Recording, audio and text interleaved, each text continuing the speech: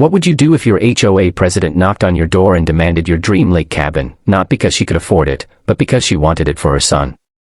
That's exactly what happened to Daniel Carter.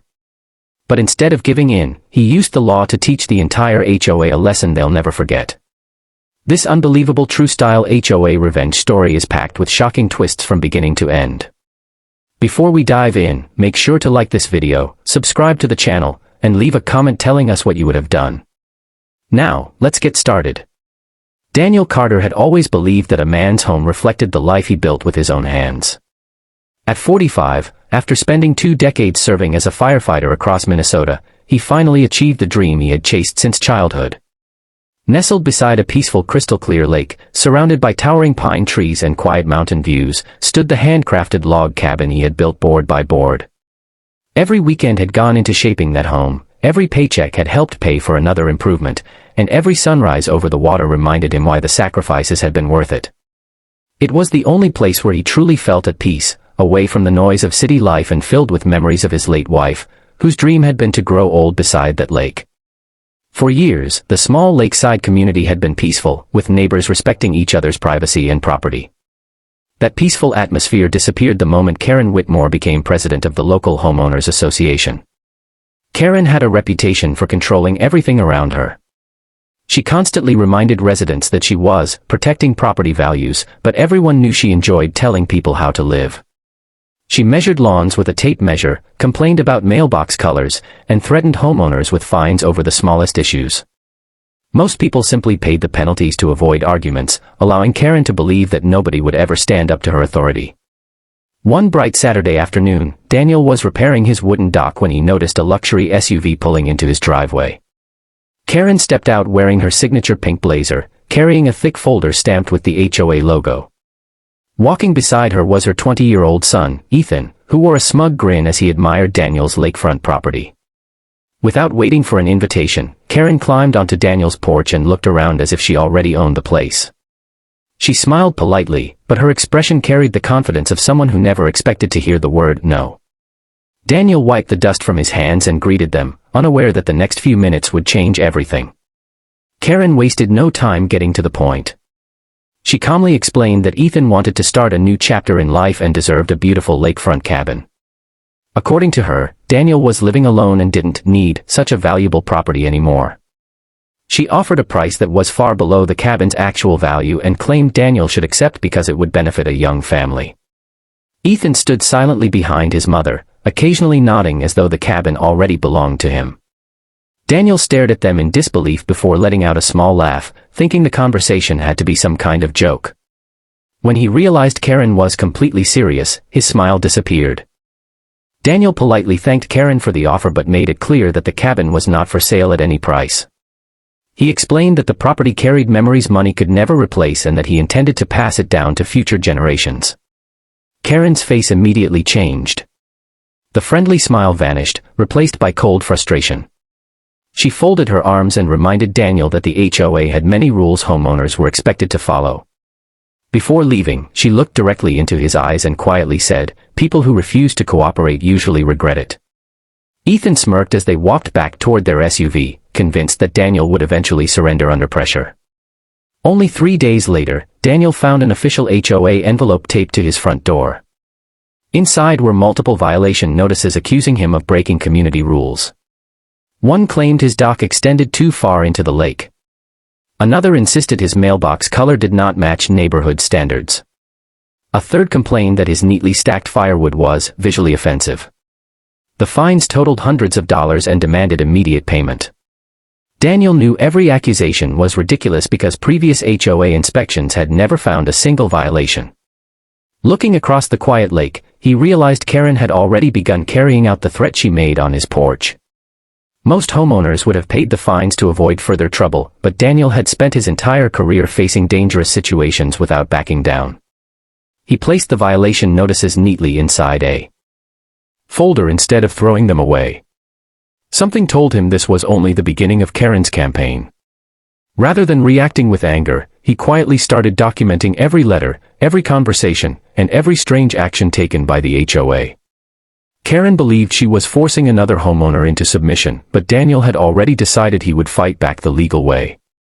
Neither Karen nor Ethan realized their attempt to steal a lake cabin had just started a battle that would soon turn the entire neighborhood against them. The following weeks became a nightmare for Daniel Carter. Every few days another official HOA envelope appeared on his porch, each containing new violations and larger fines. Karen claimed his cabin lights were too bright at night, his dock chairs were placed incorrectly, and even the flower pots near his entrance violated community appearance standards. The accusations became more ridiculous with every letter, yet Karen acted as though she was simply enforcing HOA policies. Several neighbors quietly admitted they had never seen such aggressive treatment before, but they were too afraid of Karen's authority to speak publicly. Daniel refused to pay a single dollar, knowing the accusations had nothing to do with community rules and everything to do with revenge. Karen wasn't satisfied with paperwork alone.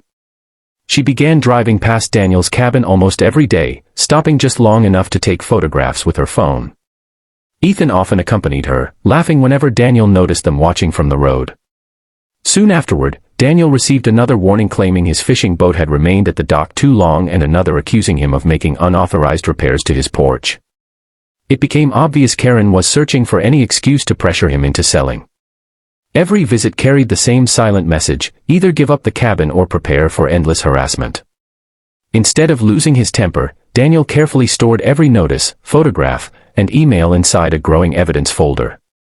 One evening, Daniel visited an experienced property attorney in the nearby town. He arrived carrying a thick stack of HOA letters, photographs, and property records.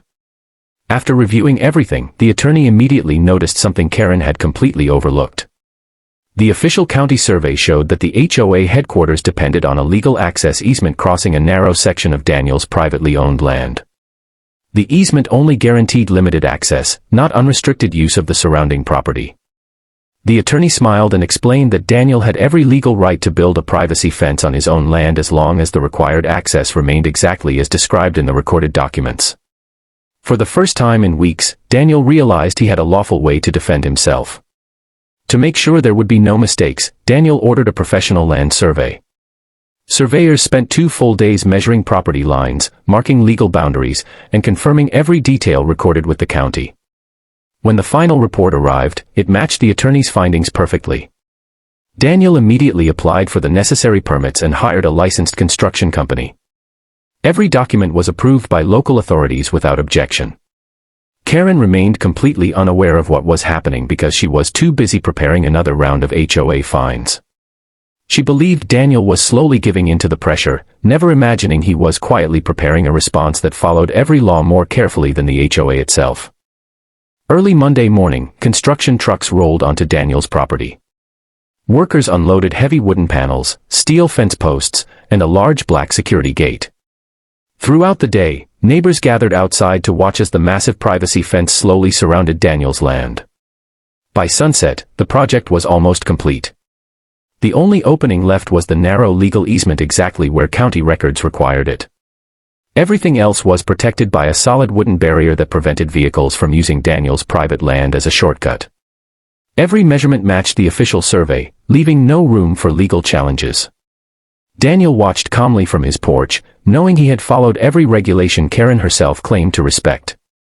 The following morning, Karen arrived at the HOA headquarters expecting another ordinary workday.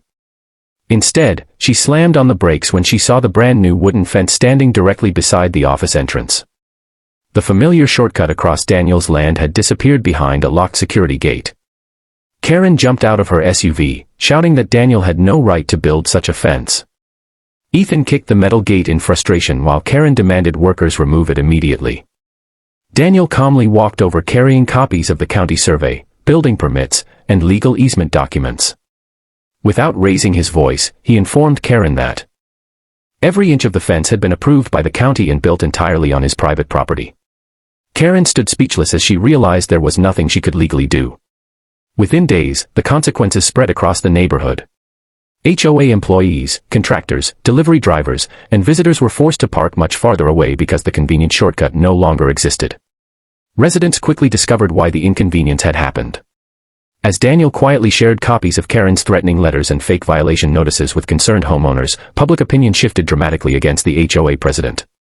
People who had once stayed silent finally realized Karen had abused her authority simply because one homeowner refused to sell his lake cabin. What Karen thought would be an easy victory had turned into the biggest mistake of her career, and the entire community was preparing to hold her accountable. The news about Daniel's fence spread through the lakeside community faster than anyone expected.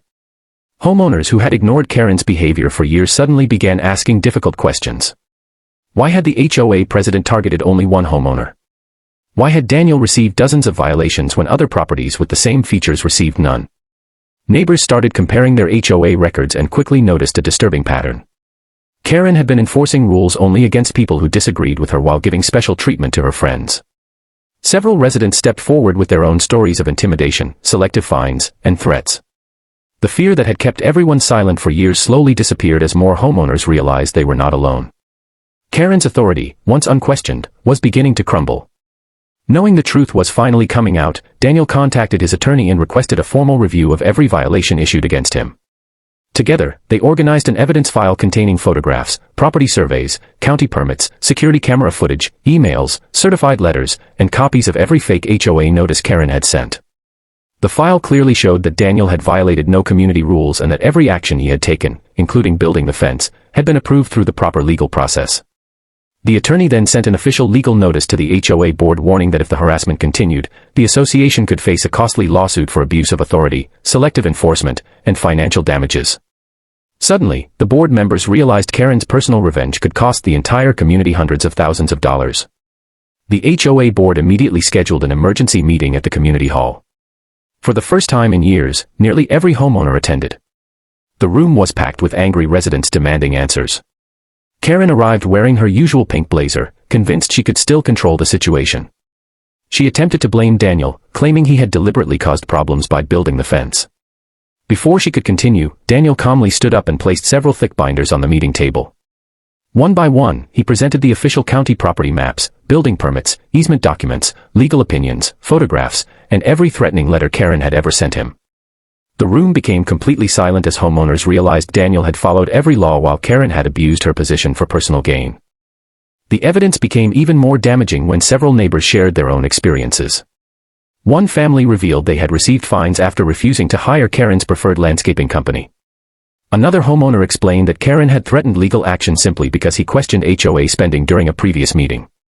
Others complained about selective rule enforcement and intimidation. Every testimony painted the same picture. Karen had treated the HOA like her personal business instead of serving the community fairly. Even board members who had supported her for years admitted they had trusted her without checking the facts. Ethan sat quietly beside his mother, no longer wearing the confident smile he had shown outside Daniel's cabin only weeks earlier. After several hours of discussion, the board held an official vote. The result was overwhelming. Karen Whitmore was immediately removed as HOA president, and a temporary board was appointed until new elections could be held. Every violation issued against Daniel was declared invalid and permanently removed from HOA records. The association voted to reimburse every dollar Daniel had spent defending himself, including his attorney's fees, survey costs, and legal expenses.